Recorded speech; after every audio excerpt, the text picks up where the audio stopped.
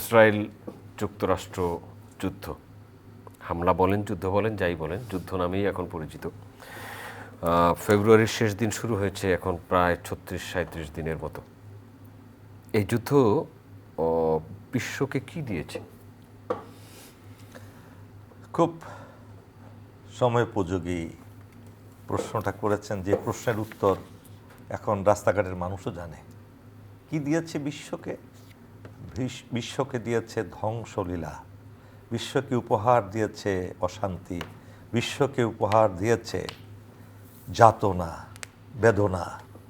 আজকে সাধারণ মানুষের কথা মানুষ ভুলে গিয়েছে, যারা দিন আনে দিন খায়, নিজে পরিশ্রম করে রাতের বেলা গামছায় বেঁধে চাল নিয়ে যায়, তাদের কথা বলার আরই বিশ্বে এখন কেউ রইল না।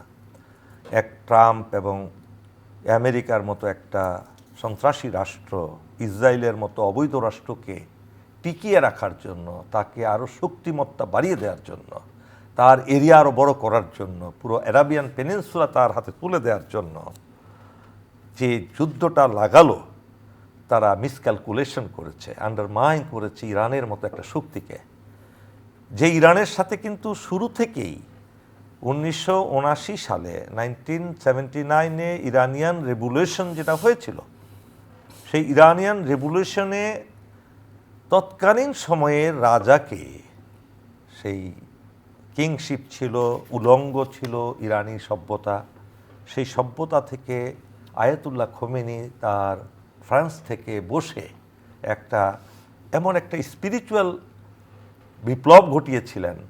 সেই বিপ্লবে পুরো ইরানি জাতি ঐক্যবদ্ধ হয়ে এমন একটি রাষ্ট্র সৃষ্টি করেছিল যে তাদের খাবার না থাকলেও তারা দেশের জন্য ঐক্যবদ্ধ, দেশের স্বার্থের জন্য ঐক্যবদ্ধ। দেশের মানুষ এটা বুঝতে পেরেছিল যে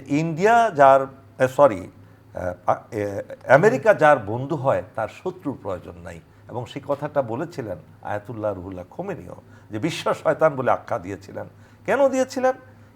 আমেরিকার দেশই ছিল সেই ইরান, আমেরিকার আধিপত্য ছিল ইরানে, আমেরিকা ইসরায়েলের আধিপত্য ছিল এই ইরানে। সেখান থেকে মুক্ত হয়েছিল। মুক্ত হওয়ার পরে আপনার যদি মনে থাকে ইতিহাস, হয়তো আপনি ছোট ছিলেন, আমিও ছোট ছিলাম, আমি তখন ইন্টারমিডিয়েটে পড়ালেখা করি, তাদের 50 জন হোস্টেস হিসাবে ছিল বা বন্দি অবস্থায় ছিল তাদের হাই কমিশনে কিংবা এমবেসিতে। সেই লোকদেরকে উদ্ধার করার জন্য আমেরিকা তাদের শক্তি দিয়ে সেই সময়ে লেটেস্ট ওয়েপনারি এবং টেকনোলজি ব্যবহার করে একটা অপারেশন করতে গিয়েছিল তাদেরকে উদ্ধার করার জন্য। আল্লাহর কি রহমত, মরুভূমিতেই তারা সেখানে ধ্বংস হয়ে যায়, উদ্ধার করতে পারেনি। সেই স্পিরিচুয়াল একটা বিষয় আছে যেটা আমরা বিশ্বাস করতে চাই না। আপনার মধ্যে স্পিরিচুয়াল আছে, আমার মধ্যে আছে, আমার শ্রদ্ধেয় হাবিব ভাইয়ের মধ্যে আছে। আল্লাহ বলেছেন আমি ফেরেশতা দিয়ে মানুষকে রক্ষা করি, ফেরেশতার সাথে আছে আমাদের। সেই স্পিরিচুয়ালিটি দিয়ে তখন এরপরে কী করলো, ওইটাতে লজ্জা পেয়ে তারা করলো কি, ইরাকের মতো দেশকে ইরানের বিরুদ্ধে লেলিয়ে দিল। সংক্ষেপে আমি বলছি ভাই, ইরানের বিরুদ্ধে লেলিয়ে দিল। দীর্ঘ 9 বছর ইরানের যখন অস্ত্র নাই, গোলা বারুদ নাই, কিচ্ছু নাই, আর ইরাকের অদম্য শক্তি আমেরিকার ওয়েপনারি আছে। আমেরিকা বলেন, আপনার বামপন্থী দেশগুলো বলেন, রাশিয়ার বলেন, সকল আর্মামেন্ট তারা ব্যবহার করলো। কুয়েতের মতো দেশকেও লেলিয়ে দিল। ইরানকে দমাতে পারেনি। ইরানের ঘরের ছোট বাচ্চা পর্যন্ত দৌড়ে গেছে যুদ্ধে দেশের জন্য, এমন দেশপ্রেম তাদের। আর ইরানি জাতির ঐতিহ্য কিন্তু ছোটোখাটো না ভাই। মাসুম ভাই, ইরানি হলো 6500 বছরের পুরনো সভ্যতা, পারস্য সভ্যতা যাকে বলে। সেই পারস্য সভ্যতাকে ধ্বংস করা, কেননা আপনি বলতে পারেন তাহলে ইরানের উপর আক্রমণ করলো কেন?